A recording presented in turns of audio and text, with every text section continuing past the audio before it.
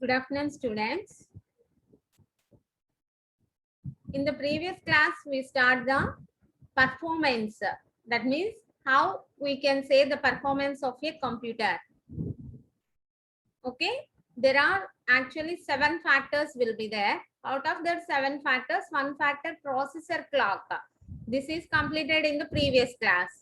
Okay, ma, processor clock means here, if you are taking the program,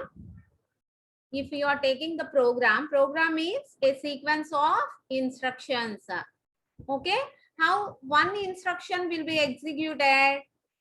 How one instruction will be executed in how many steps? That is, if you are taking one instruction, the steps followed to execute that instruction are, the first one is fetch the instruction. Okay, ma?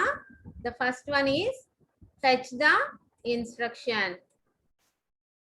Okay, next, decoded the instruction. Okay, decoded the instruction. Next, calculate the effective address of the operands. Okay, calculate the effective address of operands.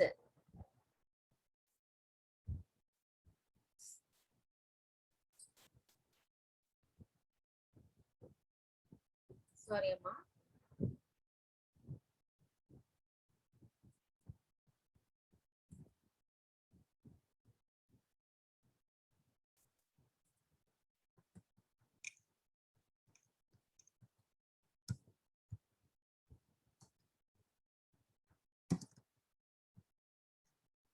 Performance, the topic name is here.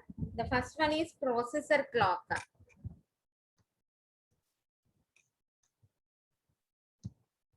Processor clock. In this, each step requires one clock cycle. Okay, for executing one instruction, we are having number of steps. Okay, ma, what are the steps means here? The first one is fetch the instruction. Okay,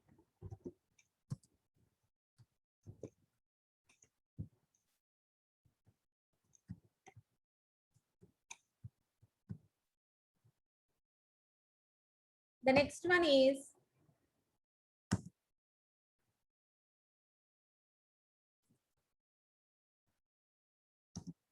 decode the instruction.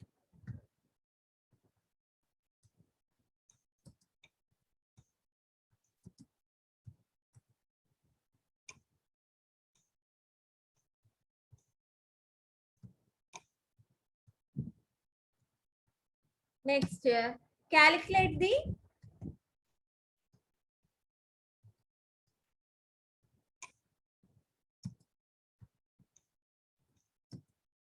effective address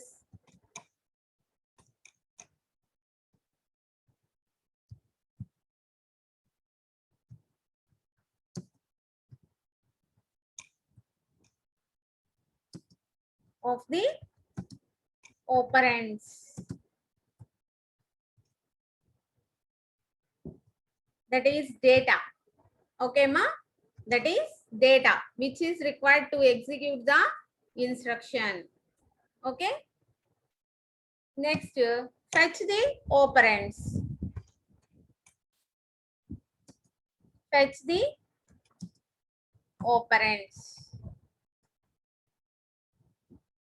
Okay. The next step is, after fetching the operands, what we can do? Execute the instruction. Execute the instruction.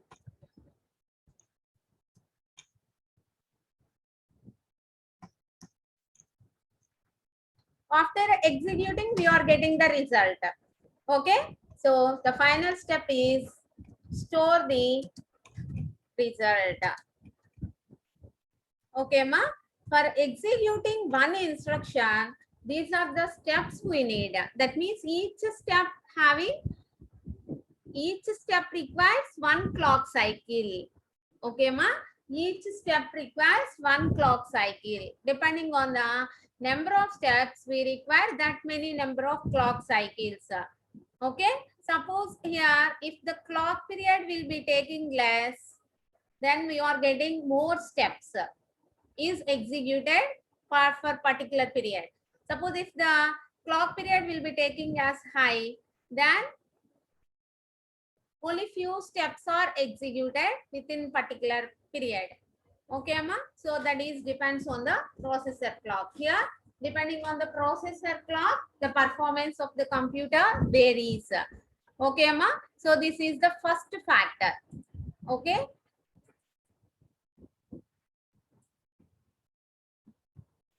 This is the first factor. The next factor is, the second one is,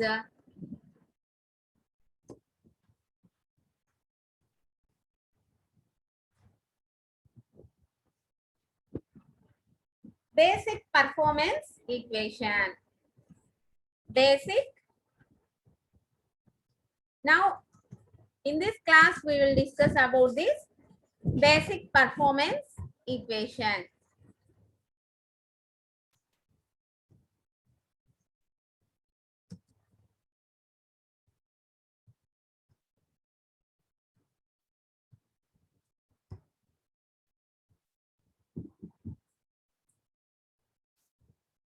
Okay, so in this basic performance equation, if you are taking the program,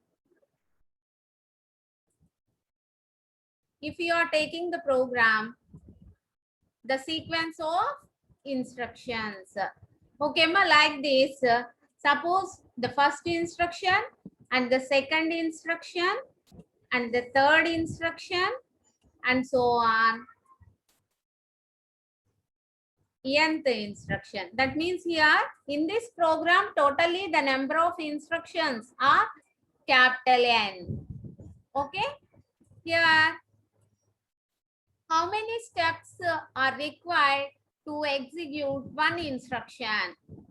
Okay, how many steps are required to execute one instruction? That means the basic steps are required for executing one instruction is yes. Okay, ma? Yes is the basic steps required to execute one instruction. Okay, ma? Next, here we are taking R, capital R. Capital R. This is the clock rate. What is meant by clock rate? How many number of clock cycles per second?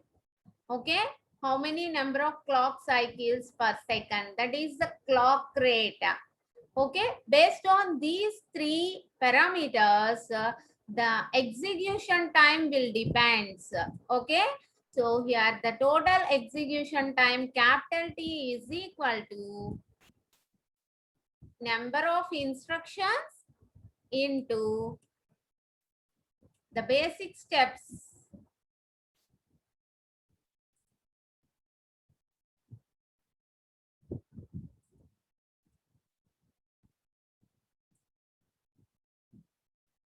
That is yes divided by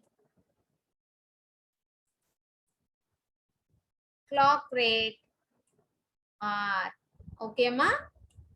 This is the basic performance equation. Okay, this is very, very important equation.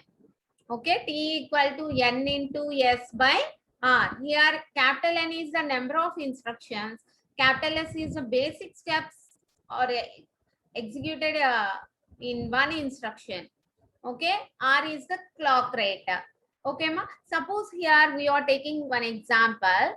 So that is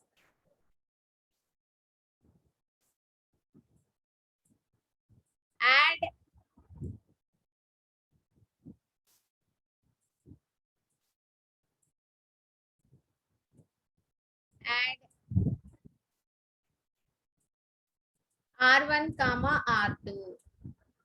Okay, if you are taking this instruction, what is the meaning here? This is opcode, add is opcode, R1 comma R2 are operands. Here how many operands are used? Two operands are used.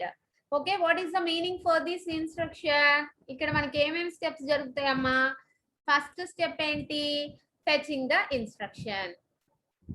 Okay, next after fetching the instruction, the decoding the instruction. Okay, next the main steps are taking the data from R1 and R2. That means fetch data,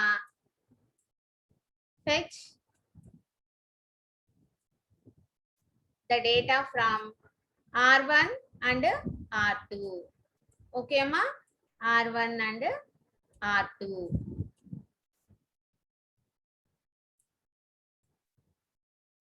Okay, doing,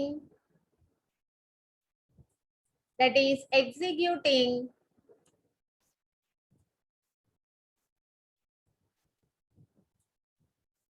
addition operation. Okay, executing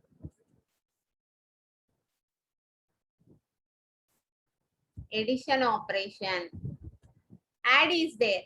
Okay, based on the opcode we know which operation is performed here. So executing addition operation. Next, where the result is stored, in R2. The second operand is the destination operand. Okay, amma? In R2, this is the destination, that is result is stored in R2. Suppose if we need the result is in R3. Okay, the result is stored in R3, then what we are taking? Here we are considering another instruction, that will be move where the result present R2. So that result in R2 is moved to R3. That's why here we are taking move R2 comma R3. Okay, move R2 comma R3. That means here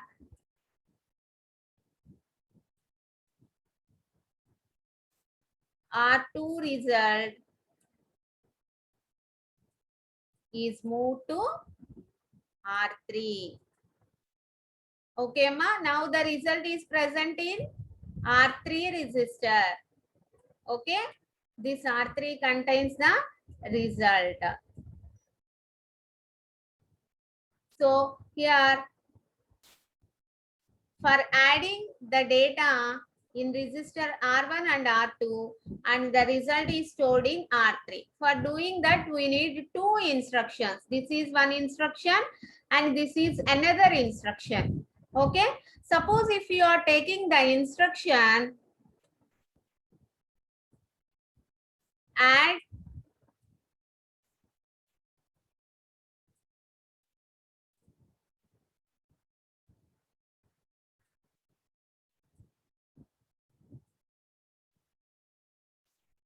R1 comma R2 comma R3. In this instruction, how many operands are taking? How many operands are taking? R1, R2, R3. 3 operands are taking here. Okay, ma? What is the meaning here? The data in R1 and the data in R2 are added and the result is stored in R1 plus R2 addition and the result is stored in R3. Okay, ma? Here, this is actually complex instruction. Why this is complex instruction? 3 operands are used. That's why complex instruction. But here, by using only one instruction, we are doing the addition operation and the result is also stored in R3. Okay, here the number of steps will be less. Okay, that is, if this is complex, why complex means number of operands are high here. so complex, but the number of steps to execute this instruction will be less. That means S is less. Number of steps is less. Number of steps means capital S. Okay, here capital N is number of instructions అనేవి less. Okay, see here.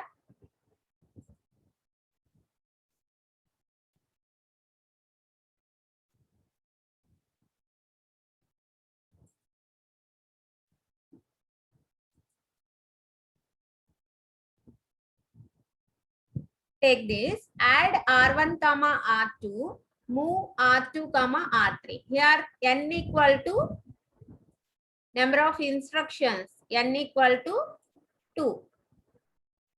Okay, Amma. So for addition operation, that is this step. Okay, and the result is stored in R2. Okay, Amma. Here, capital S, that means for each instruction, we are having only one step. Okay, for each instruction, we are doing only one step here. Okay, if you are taking this instruction, this is complex instruction. Here, the number of instructions are only one, but S is equal to, here 2 steps are executing by taking only one instruction, that is addition of R1 and R2, that is one step, and the result will be stored in R3, that is another step. Okay, Amma? So that's why if here N equal to 1, only one instruction, but the number of steps to execute this instruction will be high. Okay, that means by using these 2 instructions, whatever the result we are getting, the same result we are getting by using this one instruction. Okay, so here always N into S will be constant. That means 2 into 1 or 1 into 2. Always N into S will be constant here. Okay, ma? And the clock rate. Here, these 3 parameters are depending one another. Okay, ma? So always the processor is designed to get this T value will be very less. Okay, ma? Always the designer designs the processor to get the execution time will be less. Then only the performance will be more. Okay, then only the performance is more. Okay, ma? So remember this basic performance equation. Okay, the third factor is pipelining and superscalar operation. Okay, ma? The third one is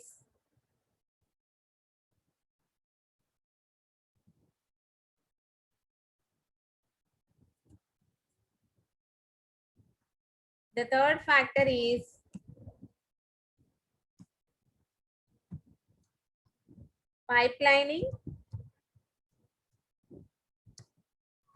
and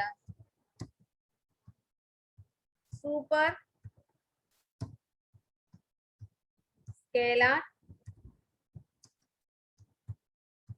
operation. Okay, ma? So here first we know what is meant by pipelining. What is the advantage of pipelining here?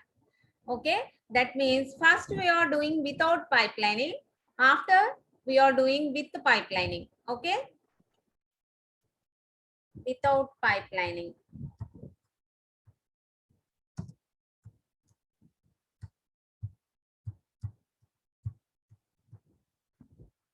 Okay, here if the program contains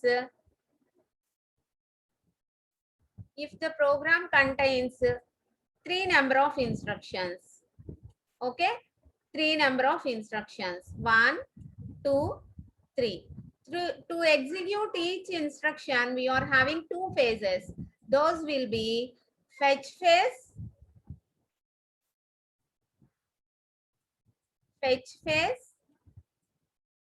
and execution phase. Okay, ma? Fetch phase and execution phase. So here clock cycles. Here we are representing the clock cycles. 1, 2, 3, 4, 5, 6. Okay. So at the first clock cycle, the first instruction is fetched. Okay. After fetching the first instruction is executed. Okay, ma? So the first instruction will be fetched here and executed in the next clock cycle. Next, at the third clock cycle, the second instruction is fetched. Okay. Next, at the fourth clock cycle, the second instruction will be executed. Okay, ma? Next, third instruction. So here after executing the second instruction, the third instruction will be fetched here. Okay. Next, the third instruction will be executed in the next cycle. That means to execute all the instructions, here we require 6 number of clock cycles. Okay, ma? 6 number of clock cycles are required to execute these 3 instructions. Okay. So if we are taking with pipelining,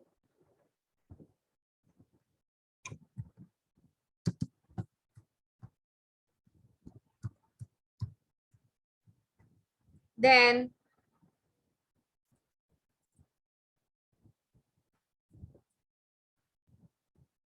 the clock cycles is taking as 1, 2, 3, 4, 5, 6.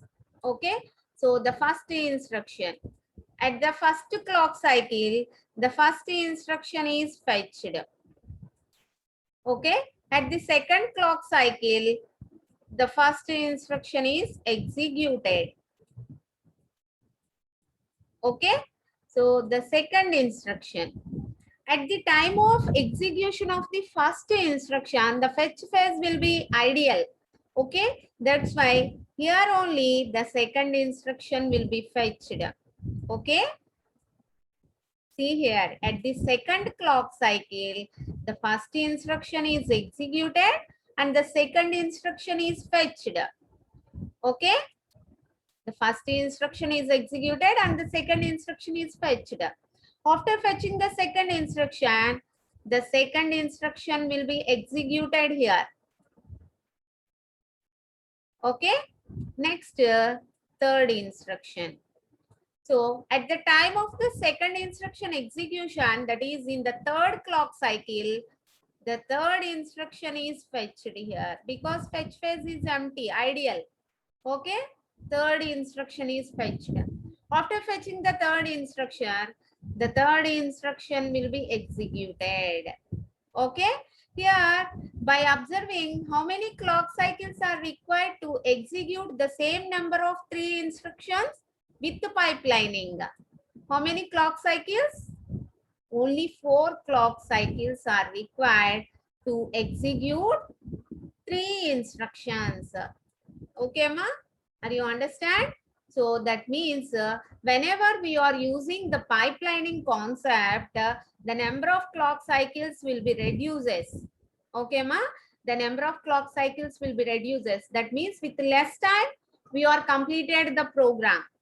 Okay, the execution time will be very less. Okay, that affects the performance of the computer. That means the performance will be more. Whenever the execution time will be very less, then the performance of the computer will be high. Okay.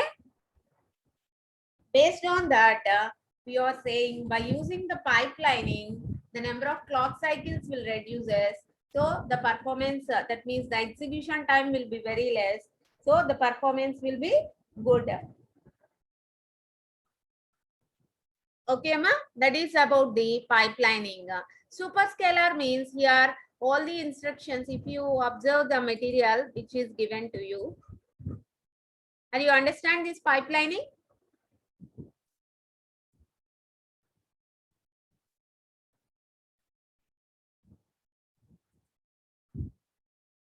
See here.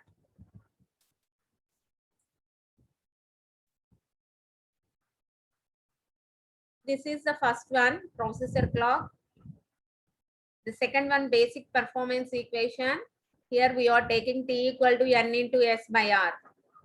N is the number of instructions, S is the steps, basic steps. For one instruction, R is the clock rate, that is how many clock cycles per second. Okay. So next, pipelining and superscalar operation. Here pipelining is over. If you are taking the superscalar, so here, see here. Suppose if you are taking the ideal case, that is, if all instructions are overlapped to the maximum degree possible, the execution proceeds at the rate of one instruction completed in each clock cycle. That means one instruction is completed in one clock cycle. Okay, see here. Individual instructions still require several clock cycles to complete.